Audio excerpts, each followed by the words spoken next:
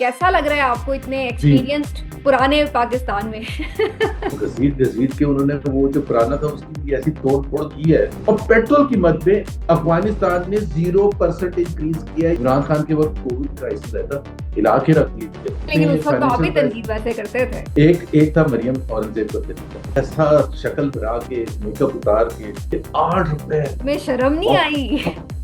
और कल उन्होंने मुबारकबाद दी है शहबाज शरीफ साहब को। शहबाज शरीफ ने सुबह पूछा होगा किस किसने ट्वीट किया फेवर इंडिया के साथ एग्जांपल ले लेना। Fifth biggest economy in the world, उनके किसी चीफ मिनिस्टर के पास जहाज थी। अभी शहबाज शरीफ साहब आए हैं कराची, जहाँ पे जहाज पे उतरे वहां से घर तक जाने में 40 गाड़ियों का प्रोटोकॉल था। यही लम्हे आके अवाम को कहते हैं कि कुर्बानी आप दें, हम बड़े क्राइसिस से गुजर रहे हैं। Why couldn't the prime minister set an example कि कमर्शियल फ्लाइट में आते क्यों क्या नहीं आ फर्क सकते? पड़ता? वो कौन है? बादशाह हैं क्या है? रशिया हमें चीप ऑयल ऑफर कर रहा था, हमें क्या मजबूरी है कि हमने इस क्राइसिस में भी महंगा तेल ही लेना है? Trump is the most hated, the most dangerous, the most discredited person in the world. पता ये चल कोई रहा है फायदा नहीं। यूएई ने पैसे वापस मांग लिए हैं। चाइना ने भी कुछ हल्का फुल्का याद दिलाया है कि भाई पैसे वैसे हल्का वापस फुल्का नहीं, आपको काफी देने। सख्त रखा है उन्होंने हाथ। अस्सलाम वालेकुम व्यूअर्स, मैं हूं समीना पाशा। उम्मीद है आप लोग खैरियत से होंगे। अगरचे परेशान हैं और यकीनन परेशानी की बात भी है, क्योंकि अब जो हुकूमत ने फैसला किया है पेट्रोलियम मसनूआत की कीमतों के ऊपर, उससे कोई घर ऐसा नहीं है जो मुतासिर ना हो।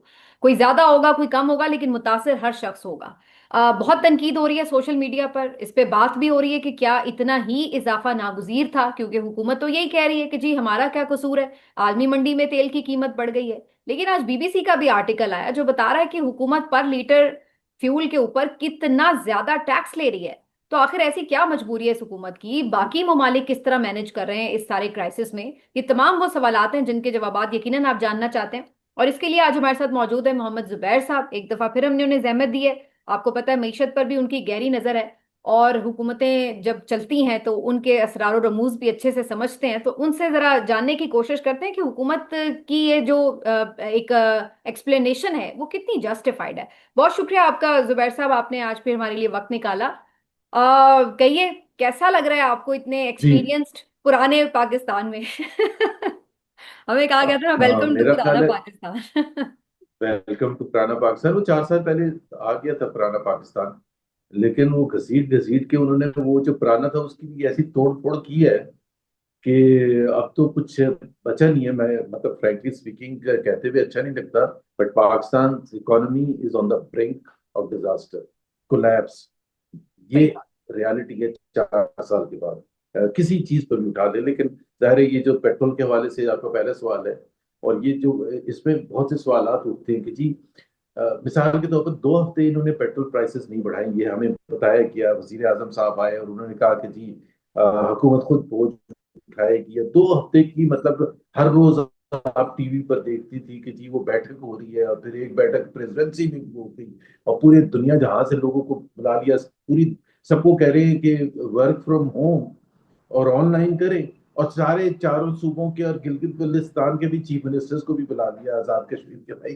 तो उनको जूम पर ले लेते ना, पर्सनल जहाज फिर उसमें जाना, जाहिर सी बात है वो तो फिर लेवल नहीं बनता ना आपका। अगर आप पंजाब के चीफ मिनिस्टर पर्सनल जहाज में जाए तो फिर सिंध का कैसे पीछे रह सकते हैं? तो बेइज्जती की बात है ना, फिर तो वो वीआईपी होगा ही नहीं ना। ये सबसे बड़ा मसला ही है। सो यू हैव टू, सो ये सब करने के बाद अब एक एग्जांपल सिर्फ ले लेते हैं कि 134 रुपीज पर लीटर पेट्रोल कल बढ़ा है, जिसमें से आर्मी मंडी का रीजन देते हुए 79 रुपीज बनता है, और बाकी 55 रुपीज टैक्स बढ़ा दिया। हम्म। अभी आप कोई एक कुछ समझ कोई ये चीज को जस्टिफाई कर सकता है कि भाई आप मुझे ये बताइए 79 रुपीज तो आपने पता नहीं कौन सी कैलकुलेशन की मुझे बताया कि आर्मी मंडी में तेल की कीमत महंगी हो गई थी, उसकी वजह से मुझे 75 रुपीज बढ़ाए। तो 55 रुपीज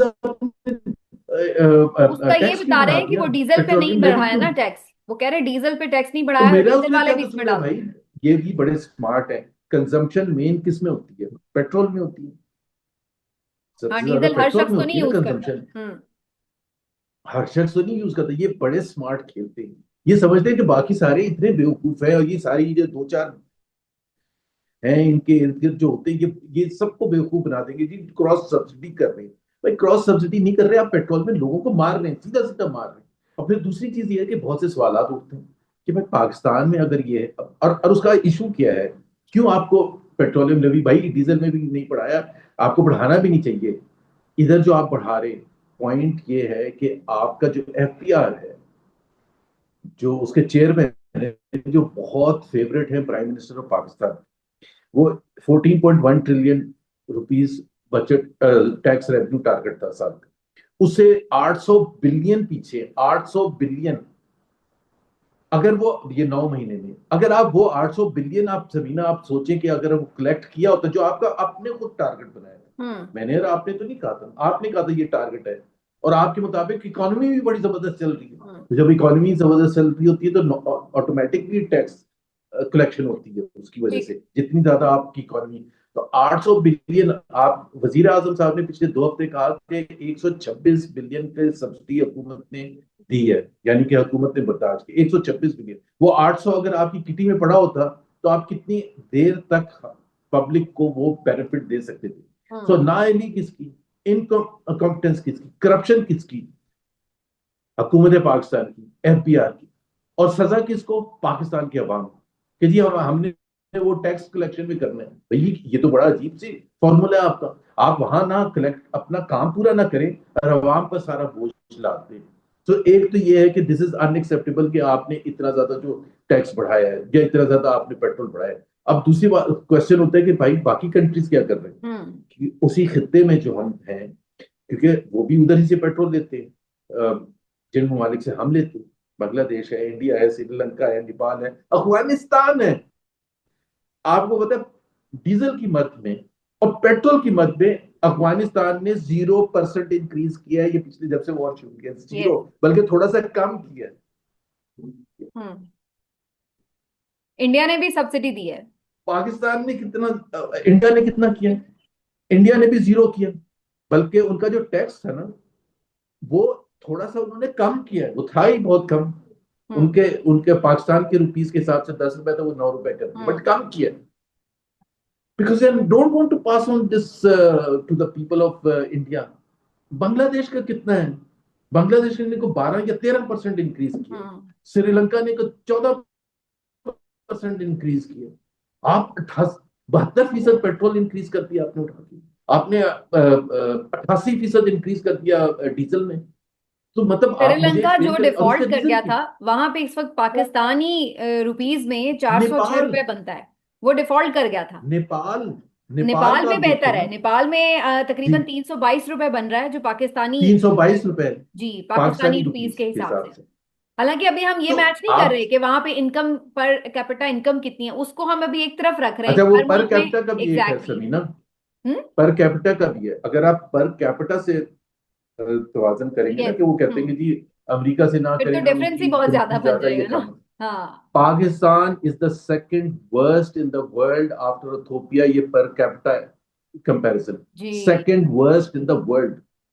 अभी आप मुझे बताए ना, आप आपका, मैं आपको फैक्ट बता रहा हूँ, आपका हर इंडिकेटर वर्स्ट होता है या वन ऑफ द वर्स्ट होता है, second worst in terms of पर कैपिटा कंपैरिजन, कि आपका पेट्रोल वर्सेस पर capita comparison is second worst in the world, I repeat. और ये समीना आप अपलोड करेंगी, मैं चैलेंज कर रहा हूँ हुकूमत के किसी ओहदेदार को, ये फैक्ट्स को डिनाई कर दे। ठीक अब बात। मसला ये है कि why are we at this position, because we are at the brink of collapse. हमने 4 साल अयाशियां की, हमने कोई रिफॉर्म्स नहीं किए, हमने कोई ऐसी चीजें नहीं की कि कल को कोई क्राइसिस आए तो हम कुछ, पाकिस्तान में हमेशा क्राइसिस आता है, इमरान खान के वक्त कोविड क्राइसिस आया था, हिला के रख दिया था, मैनेज किया था ना, नहीं 2008 लेकिन उस में वक्त तो आप फाइनेंशियल ही क्राइसिस। तनकीद वैसे करते थे कि और कम नहीं होना तनकीद कर, चाहिए। लेकिन मैं एक, लेकिन ओ ये तनकीद का भी एक दूसरा तरीका होता है। एक एक था मरियम औरंगजेब का तरीका, कि 8 रुपए एक दफा भरा, 8 रुपए, तो उन्होंने वो ऐसा शक्ल भरा के, मेकअप उतार के, और वो वीडियो रिलीज किया कि 8 रुपए, तुम्हें तुम्हारा दिल नहीं हिला रात के अंधेरे में पाकिस्तान के अवाम पर तुम्हें शर्म नहीं बॉम्ब आई? फेंक दिया, 8 रुपए। अभी शर्म नहीं है, देख यार please, there is no excuse, there is only one reason, only one reason, they are the नहीं, मोस्ट एक सेकंड एक सेकंड, इस पे इनकॉम्पिटेंट तो हम गवर्नमेंट इन करते हैं। पाकिस्तान एक सिस्टम। अभी आपने मरियम औरंगजेब की चूंकि बात की है ना, कल तो हद ही हो गई, मतलब आपने उनका कंपैरिजन बताया कि जब उस वक्त 8-10 रुपए बढ़ता था तो वो क्या वीडियो बनी थी। कल उन्होंने मुबारकबाद दी है ट्वीट में शहबाज शरीफ साहब को। उन्होंने कहा खराज मैंने तहसीन देखा, पेश पढ़ा करती उनका हूँ। ट्वीट। मतलब वजीर आप आजम को इस खराज तरह तहसीन। नमक छिड़केंगे अब लोगों के जख्मों पर। अगर आपकी मजबूरी भी हो और आप हुकूमत में हो और आपको ये इस तरह की सिचुएशन फेस करनी पड़ी हो, तो आप आके कह सकते हैं कि भाई मजबूरी है, हम कर रहे हैं ये वो। आप सीरियसली मतलब आप मुबारकबाद देंगे लोगों को आके कि जनाब वेरी गुड, आपने लोगों का कचूमर निकाल दिया है, बहुत अच्छा किया आपने, इजाफा आगे पास ऑन देखिए, किया इसमें। सेलिब्रेट बिल्कुल करने वाली बात क्या थी? मैं तो कल से उस ट्वीट को दो सेलिब्रेट, मर्तबा पढ़ के ना, क्योंकि 2 दफा मैं ना मतलब अपना बीपी चेक क्योंकि कर चुकी हूँ, उनको मुझे पता इतना है ना blood how the pressure high system works. Samina, आप तो बाहर बैठी है ना, उनको पता है सिस्टम कैसे वर्क करता है। शहबाज शरीफ ने सुबह पूछा होगा किस किसने ट्वीट किया फेवर में, और क्या क्या लिखा है। वो सीरियसली। अपोलोजेटिकली लिखा है या खुल के लिखा है, जैसे मरियम औरज ने लिखा है कि जी मुबारक हो आपको, आपने पाकिस्तान की कौम को बचा लिया। आप चाहते तो आप इससे भी ज्यादा कर सकते थे, ये तो बात सही है वैसे। उस हद तक तो मुबारक बात बनती है, but coming back to the point Samina, जो सीरियस मामला है, अब आप इसको सारे को जोड़े ना, वो जो प्लेन का जो जी एस्पेक्ट आया था कि जी आपने जहाज खरीदा, ये एक सोच रिफ्लेक्ट करती है, हमारे रूलिंग एलीट की सोच रिफ्लेक्ट करती है। कि वो, उसको कल भी मैं एक टीवी प्रोग्राम में था, इवन कमर जमान कायरा जैसे शख्स जो है वो डिफेंड कर रहे थे कि जी देखे ना, वो यूं होता है और ये होता है और सिक्योरिटी होती है, फलाना होता है, उनको दूर दराज इलाकों में जाना पड़ता है। और भाई आजकल के टाइम में, एक तो Pakistan can't afford 11 billion rupees of जहाज। हाँ। Sorry, Pakistan can't afford. और ये एक तजाद है जो कि सबसे ज्यादा हाईलाइट होना चाहिए। Pakistan is a very very poor country. Pakistan, ये जो हम जिनसे मुकाबला कर रहे थे ना, अभी मैं फैक्ट्स दे रहा था, इंडिया, बांग्लादेश, श्रीलंका और ये सारे, पाकिस्तान इन सबसे पीछे है। सही बात। पाकिस्तान अगर इन सबसे पीछे है, मतलब उसमें पर कैपिटा में, या हम ज्यादा, सबसे ज्यादा गरीब है, ये एक अलग डिस्कशन है कि इन्हीं की वजह से है, बट उसको हाँ। छोड़ दें।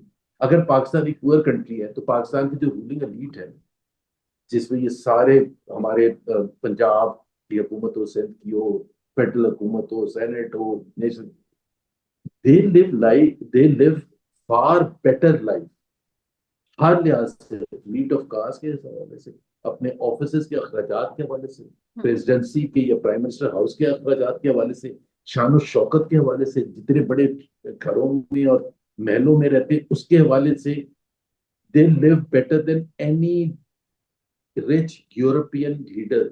चाहे आप उसका मुकाबला यूके के प्राइम मिनिस्टर से कर लें, फ्रांस के प्राइम मिनिस्टर से कर लें, they are rich countries. Pakistan is a poor country. आप मुझे ये बताएं कि एक रिच कंट्री के, इंडिया के साथ एग्जांपल ले लेना, is the fifth biggest economy in the world, उनके किसी चीफ मिनिस्टर के पास जहाज नहीं है।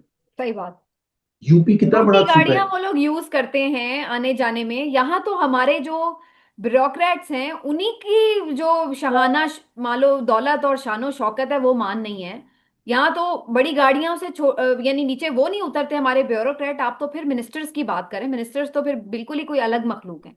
अभी शहबाज शरीफ साहब आए हैं कराची, शरी रहमान साहिबा के घर जी। गए ताजियत के लिए और एक और जगह पर गए मुबारकबाद के लिए। 2.5 घंटे का दौरा था। स्पेशल जहाज में वो गए हैं और उधर जहां पे जहाज पे उतरे वहां से घर तक जाने में 40 गाड़ियों का प्रोटोकॉल था। और आप फिर उसके बाद अगले ही लम्हे आके अवाम को कहते हैं कि कुर्बानी आप दें, हम बड़े क्राइसिस से गुजर रहे हैं। ये कैसे कर लेते हैं सर आप लोग? Why why why couldn't the prime minister set an example कि कमर्शियल फ्लाइट में आ जाते? क्यों? भाई, क्यों क्या नहीं आ फर्क पड़ सकते? वो जाता? कौन है? बादशाह हम्म। हैं क्या है? भाई एक तरफ हम ईरान की, पूरा पाकिस्तान तारीफें कर रहे हैं, पूरा पाकिस्तान क्या क्या पूरी मुस्लिम दुनिया तारीफें कर रही है, जिस तरह से उन्होंने रेजिस्टेंस की। बट वो that resistance has come as a result of something very basic yes. And fundamental जो यस। उन्होंने की थी। उनकी लीडरशिप का आप रहन सहन देखें, वो बिल्कुल आम लोगों की तरह रहते हैं, आम लोगों की तरह ट्रेवल करते हैं। ईरान में सिक्योरिटी का कंसर्न नहीं है, पाकिस्तान में ज्यादा सिक्योरिटी का कंसर्न है, इसलिए वो 40 रैलीज कारें चाहिए जंग के होंगी। दौरान वो रैलीज में घूम रहे हैं भाई, और शहीद और हो रहे हैं आपको फिर मैं भी घूम। मैं कोई, आई हाँ। Don't want to take away anything, जाहिर है ट्रेजेडी होती है, कंडोलेंसेस करने पड़ते हैं, उसको आपने एग्जाम्पल बना के आपने ये भी तो बताना था कि जी हमने इस्लामाबाद से बैठ के कंडोलेंसेस कर ली। एक हाँ। और कोई कोइंसाइड कर सकते थे, कोई इवेंट हो सकता था, कोई बिजनेस इवेंट हो सकता था, उस वक्त आप कर देते। लेकिन और एक मुबारकबाद देने जा रहे हैं, तो 40 कारों की बारात जा रही है। क्यों जा रही है भाई 40 कारों की बारात? अब ये कहते हैं कि जी, ये तो हमेशा से होता है। हमेशा से होता था, बिल्कुल होता था, लेकिन this system has to be dismantled. Hmm. Pakistan की अवाम इसको एक्सेप्ट करने के लिए तैयार तैयार नहीं है। नहीं है। और पाकिस्तान इसको अफोर्ड नहीं कर सकता, उसका मुतहम्मिल नहीं हो सकता। आपने ईरान की बात की है जुबैर साहब, आज ये बहुत क्वेश्चन हो रहा है कि भाई अभी तो ईरान के ऑयल के ऊपर कोई सैंक्शंस नहीं है, पाबंदियां भी नहीं है, रशिया हमें चीप ऑयल ऑफर कर रहा था। हमें क्या मजबूरी है कि हमने इस क्राइसिस में भी महंगा तेल ही लेना है? हम ईरान से तेल क्यों नहीं ले सकते जो हमें बहुत चीप मिलेगा? हम रशिया से तेल क्यों नहीं ले सकते? हमारी इतनी बेहतरीन डिप्लोमेसी हो रही है, हम क्यों अमेरिका को ये कन्विंस नहीं कर सकते कि भाई हमारे अवाम मर रहे हैं, हमें सस्ता तेल लेने हैं और हमें ईरान से या रशिया किसी से भी मिले हम लें? हम क्यों नहीं ले सक रहे? अच्छा, अब ये this brings us to that foreign policy domain ना, जिसकी पूरा पाकिस्तान की सारे जितने भी मैं वो अल्फाज नहीं इस्तेमाल कर, जो सपोर्टर्स है हुकूमत के और हुकूमत खुद, मतलब इनको आज भी सबसे जो जो अलीट है ना पाकिस्तान में, जो अलीट कैप्चर जिसको कहते हैं ना, अलीट के पास सब कुछ है ना, सब कुछ है। वो 1000 रुपए भी पेट्रोल हो जाएगा तो उनको कोई फर्क नहीं पड़ता, खासतौर पर ये जो बिजनेस में। इनके लिए क्या चीज सबसे ज्यादा इंपॉर्टेंट? CNN में पाकिस्तान का नाम। ट्रम्प ने रीट्वीट कर दिया। मतलब ये इतने इतने बेवकूफ और इतने इनकॉम्पिटेंट लोग हैं कि they don't realise Trump is the most hated, the most dangerous, the most discredited person in the world. और वो अगर आपको रीट्वीट कर रहा है, ये कोई शान शौकत की बात नहीं है, ये शेम की बात है। मतलब यू शुड अवॉइड कि वो रीट्वीट और फिर उसको आगे बताते हैं, खबरों में फर्स्ट हेडलाइन फखर से डलवाते हैं बताते हैं। कि जी उसने, Donald Trump is the most hated person in the world. मैं बाय फार इस वक्त अगर आप सर्वे करवा ले, उनके मुकाबले में कोई आता ही नहीं है इन टर्म्स ऑफ हेटेड। वो सही। आएंगे नेतन्याहू, हम्म। और तो कोई भी नहीं आएगा। वो जिन्होंने वो इलेक्ट किया है रीट्वीट वो कर सर रहा है पकड़ के और बैठे हैं, आप उनकी सब। सारे सर्वेज बता रहे हैं कि उनकी पॉपुलैरिटी का ग्राफ कितना नीचे चला गया है, अमेरिका में खुद उनको। पॉपुलैरिटी हम्म। ऑल टाइम लो है for any hmm. President at this stage. अभी तो सबसे पहले, और ये वो हैं, ये वो प्रेसिडेंट हैं जिनको हमारे वजीर आजम ने कुछ अर्से पहले सलूट किया था और ये कहा था कि ये सबसे अमन के दुनिया में वो हैं। और उनके बोर्ड ऑफ पीस में जाके जब साइन किया तो दिखा रहे थे ऐसे करके, where is that board of peace, where has it gone? मतलब इनको इतनी अकल नहीं, ये सिर्फ समझते हैं कि उसने नाम 50 दफा ले लिया तो बहुत बड़ी बात है, मुझे कोई एतराज नहीं। 50 दफा नाम लिया तो दिया क्या हमें? जब टैरिफ का वक्त आया ठीक। तो इंडिया को ज्यादा फेवरेबल टैरिफ दे दिया। जब पाकिस्तान से एक्सपोर्ट्स का वक्त आया तो पाकिस्तान की एक्सपोर्ट्स कम हुई हैं अमेरिका जब से तारीफ शुरू कर दी है। अमेरिका से इन्वेस्टमेंट जीरो आया, जीरो। यस। इंडिया पता नहीं कितना जा चुका है, बांग्लादेश कितना जा चुका है। सो ये जो फॉरेन पॉलिसी होती है ना, मैं समीना, ये जो लोग कहते हैं ना कि CNN में आ गया नाम, BBC पर आ गया, ये बड़ी अच्छी बात होती है, लेकिन अगर पाकिस्तान की अवाम हम्म। धक्के खाएं वीजा लेने के लिए, ना उनको दुबई का मिले, ना उनको शेंजन वीजा मिले, ना उनको UK का वीजा मिले। श्रीलंका में पहले ऑन अराइवल था वीजा, वो खत्म हो गया है। आपको एक और इंटरेस्टिंग बात बताऊं, since the start of the war जिनके पास गोल्डन वीजा है दुबई का, विच मीन्स के आप वो जिस तरह लाइन में नहीं खड़े होते इमिग्रेशन की नॉर्मल लाइन में, हम्म। आप उधर से जाते हैं, जो जिस तरह उनके रेजिडेंट्स होते हैं, जिस तरह बाकी जिनके पास परमानेंट वीजा होता है, पाकिस्तानी की लाइन अलग बनती है। आज मैं आपको हकीकत बता रहा हूँ, हम्म। पाकिस्तानी की लाइन अलग बनती है। मैं एक हफ्ते पहले 2-3 लोग गए हैं जिनके पास वो गोल्डन वीजा था, तो उनको कहते पाकिस्तानी पाकिस्तानी जैन नॉर्मल लाइन में लगी, यहाँ से बेनिफिट खत्म। फॉरेन पॉलिसी वो अच्छी होती है जो पाकिस्तान के अवाम के लिए अच्छी होती फायदे के लिए है। ये लाए। फॉरेन पॉलिसी नहीं है कि उनको वीजे मिलने बंद हो जाए और आप कहें कि हमारी फॉरेन पॉलिसी सागदार देखो चाइना चले गए, वो यहाँ उन्होंने बुला लिया 4 ममालिक को, बड़ी अच्छी बात है। But if that benefit does not flow into investment, if that benefit does not increase your exports, if that relationship does not allow your people to benefit in ease of travel and बल्कि jobs and उल्टा everything, पता ये चल कोई रहा है, फायदा नहीं। यूएई ने पैसे वापस मांग लिए हैं, उसने डेडलाइन दे दी है भाई, ये हम बड़ा अच्छा, रोल ओवर कर चुके हैं, पैसे वापस करें। चाइना ने भी कुछ हल्का फुल्का याद दिलाया है कि भाई पैसे वैसे हल्का वापस फुल्का नहीं, आपको काफी करने हैं। सख्त रखा है उन्होंने हाथ। UAE ने आज तक कभी नहीं हुआ था, वो अब महीने के महीने, और 6.5% इंटरेस्ट हम दे रहे हैं, 6.5%, which for UAE is highest in the world।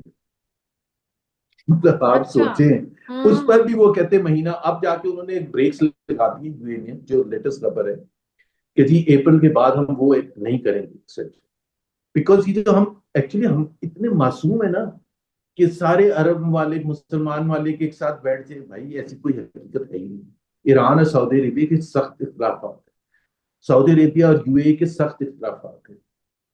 फिर अमेरिका ने जिस तरह से सऊदी अरेबिया को ट्रीट किया इस जंग के बाद, जो प्रेसिडेंट हम्म ट्रंप ने प्रिंस सलमान के बारे में कहा, तो हर एक के अपने अपने कंसर्न्स है। It's not that easy. यहाँ अच्छे भले लोग समझ रहे थे कि अब पाकिस्तान के इतने अच्छे हालात होने वाले हैं, क्योंकि सारे जो है, क्योंकि पाकिस्तान दोस्ती करवा देगा। अच्छा, दोस्ती क्या करवानी है पाकिस्तान ने? ये सिर्फ ईरान और अमेरिका की तो जंग नहीं है, इसमें इसराइल भी शामिल है, हम्म इसमें लेबनान के ऊपर भी हमले शामिल हैं हम्म इसराइल के, इसमें हुतीज जो हैं यमन के वो भी शामिल है। सो पाकिस्तान, ये कॉम्प्लेक्सिटी को कैसे हम ठीक करवा सकते हैं? हम्म हम तो सिर्फ, अगर आपके अमेरिका के साथ अच्छे ताल्लुक आते हैं तो आप ट्रंप को ये कहें कि यार आप जंग खत्म कर दें किसी ना किसी तरह से, उसमें हम्म सारे पाकिस्तानी क्या, सारी दुनिया के लोग अफेक्ट हो रहे हैं। I don't think so there is a single person in this world who is not negatively affected by this war. Very Or the right. earlier it stops, the better it is for everyone. Hmm लेकिन वो question वही रह गया, हम Iran से क्यों नहीं ले सकते? आप चूंकि ईरान से कोविड में इसलिए रहे नहीं ले हैं, सकते ये कि उस हमारे वक्त में, तो सैंक्शंस थी। अभी अभी क्या इशू है कि हम ईरान से सस्ता तेल क्यों नहीं ले रहे? इस तरफ क्यों नहीं हुकूमत जा रही? अच्छा देखिए ना, हमारी फाइनेंशियल इंडिपेंडेंस खत्म हो गई थी जब ये नया आईएमएफ प्रोग्राम शुरू हुआ था। सबीना, आपको याद होगा आईएमएफ प्रोग्राम में पहले तो सूबे कभी नहीं शामिल होते थे। फेडरल हुकूमत के हम्म साथ ही होता था कि जी आपके फाइनेंसेस के हवाले से। ये नहीं होता था कि पंजाब की हुकूमत ये फैसला कर सकती है, ये नहीं कर सकती सिंध की हुकूमत। एक तो ये चेंज आया था, मेजर चेंज आया था। फिर उन्होंने इस हद तक गए थे कि आपको याद होगा कि चीफ जस्टिस और सुप्रीम कोर्ट से जाके आईएमएफ टीम मिली थी। मतलब वो एक एक चीज पर, मतलब हर कंपटीशन कमीशन ऑफ पाकिस्तान के चेयरमैन के साथ, सुप्रीम कोर्ट के चीफ जस्टिस के साथ, और पता नहीं किस किस के साथ, जिसका कोई ताल्लुक ही नहीं। सो उन्होंने जो आपकी फाइनेंशियल अथॉरिटी है ना, आपकी फाइनेंशियल इंडिपेंडेंस खत्म कर दी आईएमएफ। नौ, हमें 5 रुपए अगर कम करना हो कोई चीज, या हमने कोई सब्सिडी हम्म देनी हो, या हमने कोई कोई फैसला करना हो, सब्सिडी तो छोड़ देना, फैसला करना, we can't take any hmm. Decision. So Iran तो बहुत बड़ी चीज है कि हम तो पाकिस्तान 5 रुपए आईएमएफ के सब्सिडी साथ रहेगा। आईएमएफ के पीछे आईएमएफ बगैर नहीं को दे सकते। डिक्टेट करता है अमेरिका। हम्म अमेरिका के साथ इस वक्त हम अफोर्ड ही नहीं कर सकते। सो ये जो इतनी खूबसूरत फॉरेन पॉलिसी की है ना, उसमें हम फंस गए हैं जाके। हमारे लिए मुसीबतें ज्यादा खड़ी होगी, हमारे पास ये एबिलिटी नहीं है कि हम आईएमएफ को अच्छा, ये भी बाय द वे, आईएमएफ भी कोई जिन भूत तो नहीं है, आईएमएफ में आम लोग होते हैं। Hmm it is incompetence on the part of government कि आप उनको बैठ के ये नहीं समझा सकते जो आपका सवाल है कि हम ईरान से क्यों ना लेंगे। Hmm why can't we take it from Russia? India ले रहे हैं ना। हम्म। क्यूबा, क्यूबा जिसको ट्रंप ने कहा कि आई विल टेक क्यूबा, अगली बारी और उनकी है, यस। 2 दफा नहीं तो तीन दफा नहीं तो 2 दफा उसने, बिकॉज वेनेजुला से सप्लाई होता था पेट्रोल ऑयल उनको, क्यूबा को, वो ट्रम्प साहब ने बंद करवा दिया। तो 2 दिन कंप्लीट ब्लैकआउट हुआ है, कंप्लीट, जिसमें बच्चे हॉस्पिटल में मर गए इस वजह से। उसको अलाउ कर दिया रशिया से ऑयल लेने के लिए, क्यूबा को, जिसके साथ इतनी जंग है हम्म ट्रंप की, और पाकिस्तान को नहीं वो अलाउ कर सकता। मतलब कोई बात बनती है? ये, मैं कह रहा हूँ, ये जब तक, ये पता नहीं आप बर्दाश्त करती है, मैं तो नहीं बर्दाश्त कर सकता। नहीं, आई हम मीन लोग हर रोज, हम लोग तो बिल्कुल ही नहीं बर्दाश्त कर सकते जॉबलेस होके बैठे। लेकिन इसलिए यहाँ तो पर आपको चैनल से निकाल ये भी दिया गया। सवाल है कि यहाँ पर तो ये बात भी सब लोग पूछ रहे हैं कि भाई या तो ये प्राइस इतने इंक्रीज उस वक्त करते हैं जब कोई शॉर्टेज नजर आ रही हो। हमें तो पता चल रहा है अब ना, हुर्मुज से हमारे जहाज तो झंडे लगा के कोई 18-20 जहाज लहलहाते हुए गुजर जाते हैं। शॉर्टेज कोई मुल्क में हुई नहीं। जो पुराना तेल हमने पुरानी प्राइस पे खरीदा हुआ था, हमने तो वो भी ज्यादा प्राइस पे बेचना शुरू कर दिया है। तो ये जो इतने वो जब जहाज आए थे, ये आखिर कहाँ चले गए? किस तरह इतनी जल्दी कोई ऐसा क्राइसिस बन गया है कि हमें इमीडिएट इतना ज्यादा उसमें इजाफा करना पड़ा? पहले जो 55 रुपए इंक्रीज किया किया था, उस वक्त कोई सेंस नहीं बनता था।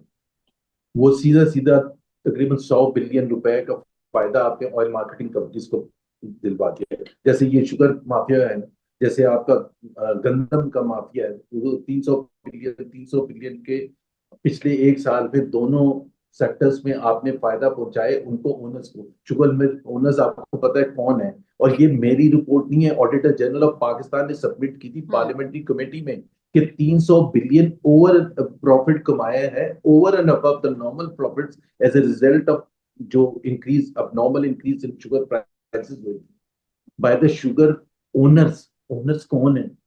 तो आपने बिल्कुल उस रिपोर्ट को दबा दिया।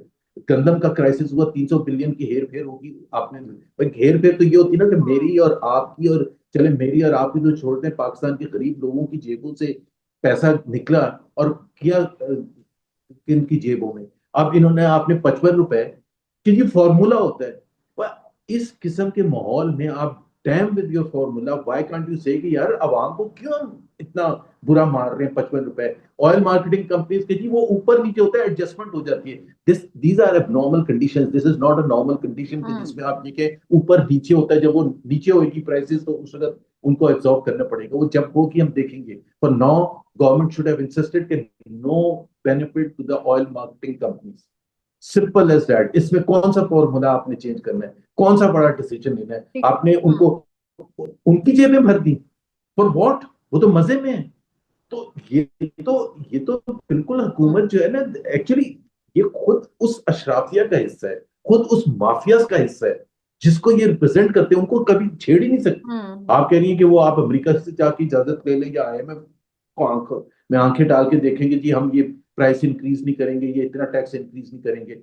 जो आपने 55 रुपए कल टैक्स इंक्रीज किया है, ये इसकी वजह क्या है? इसकी वजह आपकी ना है ना, आपकी कम टैक्स कलेक्शन है ना। हम्म। अवाम ने तो टैक्स जितना आपने वो तो भूल के रख दिया आपने ये तो अवाम ऐसा को, लग रहा है कि मिडिल जैसे क्लास इन्हें के ऊपर अपॉर्चुनिटी मिल गई, क्योंकि टैक्स कलेक्शन का अदब अपॉर्चुनिटी तो मिल गई पहले कि ही यार कम बराबर था। करो। यस, यानी वो आप पहले ही नहीं कर सके अपना टारगेट मीट, तो आपको एक अपॉर्चुनिटी मिल गई। आपने सोचा इसी चक्कर में हम अपना टारगेट जो है उसके क्लोज हो जाएं और उसमें अवाम की जेबें रगड़ दें। लेकिन अवाम भी तो, वो उन्हें फिक्र भी नहीं है। कल मैं देख रही थी नुसरत जावेद साहब सीनियर सहाफी, उन्होंने एक ट्वीट किया हुआ था कि कुछ टॉप के दो तीन लोगों से बात हुई जो इस गवर्नमेंट में अहम मकाम रखते हैं, तो वो कहते हैं 2-3 दिन लोग शोर मचाएंगे फिर मूव ऑन हो जाएंगे। इसका मतलब ये हुआ कि बेसिकली इन लोगों में इस चीज का कोई एहसास नहीं है, कोई खौफ नहीं है कि कल को लोग इनसे कोई अकाउंटेबल इन्हें ठहराएंगे, कोई इससे सवाल कर लेंगे, कोई गिरबान पकड़ लेगा कि आप हमारे साथ क्या करें। इन्हें पता है कि लोग हर चीज बियर कर जाते हैं, लिहाजा जितना मर्जी उनके ऊपर बोझ डालते चले जाओ।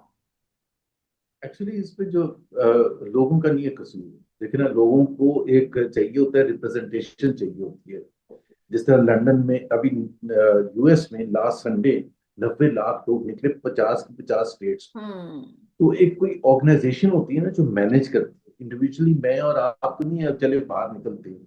सो देयर इज अ प्रोसेस जिसमें सब निकलते हैं। लंदन में मिलियन मार्च होती है, ब्रसल्स में सही। होती है, कोई तो मैड्रिड होता में है ना होती उसको है, और वो ऑर्गेनाइज कर रहा ऐसे होता है। हम्म। एब्सोल्युटली कोई ऑर्गेनाइजेशन होती है ना, पॉलिटिकल हम्म। पार्टीज होती हैं, ह्यूमन राइट ऑर्गेनाइजेशंस होती हैं, दूसरी होती है जो one, it is a failure of a political opposition. Clearly it's a failure of a political opposition to ensure कि जी लोग अपना, एक एक तो जाहिर सी बात है, मैड्रिड में डंडे नहीं पड़ते, अरेस्ट नहीं होता, डराना धमकाना नहीं होता, हम्म। घरों में रातों को छापे नहीं पड़ते, टीवी चैनल से समीना पाशा जैसे लोगों को फारिग नहीं कर देते। तो वो एक अलग चीज है। ऑब्वियसली दोज आर लिमिटेशंस बिल्कुल हैं। लेकिन ये भी हकीकत हमें तस्लीम करनी चाहिए कि जिस तरह से जितनी लोगों के लिए प्रॉब्लम्स हो गए, देख रहा, अब जिस तरह स्पेन है, मैड्रिड है, उसमें जो गाजा में हो रहा था तो उनकी लाइफ को तो कोई चेंज नहीं हो रहा था ना। But the way people use to come out, या इस इशू पर भी, ईरान की इशू पर, द वे इटली की जो प्राइम मिनिस्टर है वो बहुत प्रो ट्रम्प थी आज से 6 महीने पहले। जब उन्होंने देखा कि पॉलिटिकल ऑपोजिशन यस। इतनी हो रही है, हम्म। लाखों के मार्च हो रहे हैं, तो शी चेंज ना। हम्म। तो जाहिर सी बात है उनके ऊपर दबाव आया। उनको ट्रम्प से ज्यादा मोहब्बत है या अपनी ओहदे से ज्यादा लोगों से हो, मोहब्बत है? बिल्कुल ठीक एंड बात। दैट, हम्म। तो लास्टली, दैट्स क्योंकि आप तहरीके तहफ़ुज़ यानी पाकिस्तान तहरीक का हिस्सा भी हैं और इस वक्त आप लोगों की तरफ से भी ज़ाहिर प्रेस कॉन्फ्रेंसेस तो हुई हैं, लेकिन आगे क्या लाहेमल क्या है? इतना बड़ा क्राइसिस है, क्या ऑपोजिशन, बतौर ऑपोजिशन आप लोग लोगों को उनके राइट्स के लिए सड़कों पर लाने के लिए कुछ प्लान आउट कर रहे हैं? हुकूमत पर प्रेशर किस तरह से बढ़ाएंगे कि वो ये जालिमाना इजाफा वापस ले? देखें, मैं जिस स्टेज पर हूँ अपने लाइफ के, अल्लाह ताला ने मुझे सब कुछ दिया है। पढ़ाई लिखाई के हवाले से भी, कॉर्पोरेट जॉब के हवाले से भी, हुकूमत, पॉलिटिक्स में है। मैं तो बहुत रेवोल्यूशनरी बन गया हूँ। मैं कहता हूँ कि सबको कुर्बानी देने की वक्त आ गया। और ये जो होता है कि जी नहीं, इस वक्त अगर हम ये करेंगे तो हुकूमत ये करेगी, वो ये क्रैक डाउन करेगी, एंड सो सो फोर्थ। हमने कल भी रात को बैठ के बात की है कि next week, around the middle of next week, एक हम मीटिंग बुला रहे हैं इसी लाएमत को तय करने के लिए कि बिजनेस एज यूजुअल नहीं चल सकता। चाहे 10 लोग बाहर आए, चाहे 25 लोग बाहर आए, let us make an effort, let us try as much as possible. लोगों को जाके बताएं कि जी ये हो रहा है, इसमें आपके पास अब चॉइसेस बिल्कुल खत्म हो गए हैं। अगर ये ट्रक की बत्ती के पीछे ही लगना है कि अतातार या दूसरे लोग आके हमें ये बताएंगे कि देखें जी वो अजरबैजान के भी प्राइम मिनिस्टर या प्रेसिडेंट आए हैं, अब वो इतने एमओयूज उन्होंने साइन कर दिए, अब ये होने वाला है, अब वो होने वाला है। 4 साल is a long period. Hmm. Exact 4 साल हो गए ना, यस। अप्रैल हम्म। 2022 से लेकर अप्रैल हम्म। 2000। 4 साल is a presidential term for United states of America, the most hmm. Powerful person. एक कांग्रेशनल टर्म कंप्लीट चार टर्म साल होती है, है, बिल्कुल ठीक कहा। हम्म। which means कि they think 4 years is a long enough period to turn around things। यहाँ इनका स्टार्ट ही नहीं हो रहा अभी तक। अभी तक तो यही कहते हैं। सो यस, मैं तो बिल्कुल उसके हक में हूँ कि हमें एफर्ट करनी पड़ेगी। और अगर इस वक्त नहीं एफर्ट करेंगे, जब इकोनॉमिक कोलैप्स हो चुका है अवाम के लिए जिंदगी, आप खुद सोचे ना कि एक मिडिल क्लास किस तरह से रह सकता है सही उसकी। बात। अच्छा, अब तो फीसों में भी इजाफा होगा बच्चों, अब ट्रांसपोर्टेशन में भी इजाफा होगा, हम्म। अब सब्जियां दालें चीनी सब चीजों में इजाफा, फूड इन्फ्लेशन होगा, तो अनअफोर्डेबल हो जाएगा हम्म। लोगों के लिए। कार बंद करनी पड़ेगी। How can they continue to have the same lifestyle? अच्छा, ये नहीं है कि वॉर की वजह से ये सब कुछ हो गया, वॉर होने से पहले पहले भी है यही है। हुकूमत के बल्कि मैं कल को आजाद शहबाज शुमार के शरीफ साहब साथ। का स्टेटमेंट सुन रही थी, वो कहने लगे बस खुशहाली आने ही लगी थी कि ये जंग जो थी ना वो छिड़ गई। हाँ, बट उनको याद दिलाने की जरूरत है ना, हुकूमत के अपने आजाद शुमार जो highest unemployment rate, highest highest. अपने हुकूमत की, highest poverty rate.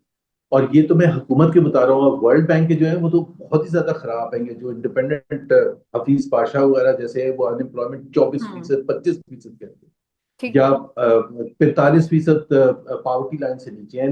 And which means every minute, बड़ा सिंपल सा है समीना आपके नाज़रीन के लिए। देखिए, पाकिस्तान की जो एवरेज ग्रोथ है, जो हुकूमत के नंबर है, वो 1.7% पिछले 3 साल में हुई। और पॉपुलेशन इंक्रीज 2.6% है। ज़ाहिर है आप खराब कैसे होगा मीटअप कर सकते हैं, हालात। सही। हम्म। है, आप कोप अप ही नहीं हालात कर खराब भी सकते। होंगे। बिल्कुल सही। थैंक यू सो मच, बहुत बहुत शुक्रिया आपका जुबैर साहब, आपने वक्त दिया थैंक और यू जी, तफसीली थैंक यू तौर फॉर टेकिंग। पर एक्सप्लेन किया कि ये क्या ऑयल प्राइसेस के साथ होने जा रहा है पाकिस्तान में, और खेल भी इसके पीछे क्या खेला जा रहा है। नाज़रीन, उम्मीद है आपको इससे काफी क्लैरिटी हुई होगी कि पाकिस्तानी गवर्नमेंट पे अगर तनकीद हो रही है तो वो किस हद तक जायज है, और कितना उसको मैनेज किया जा सकता था। मिलते हैं आपसे अगले वीलॉग में। अपना ख्याल रखिए। अल्लाह हाफिज।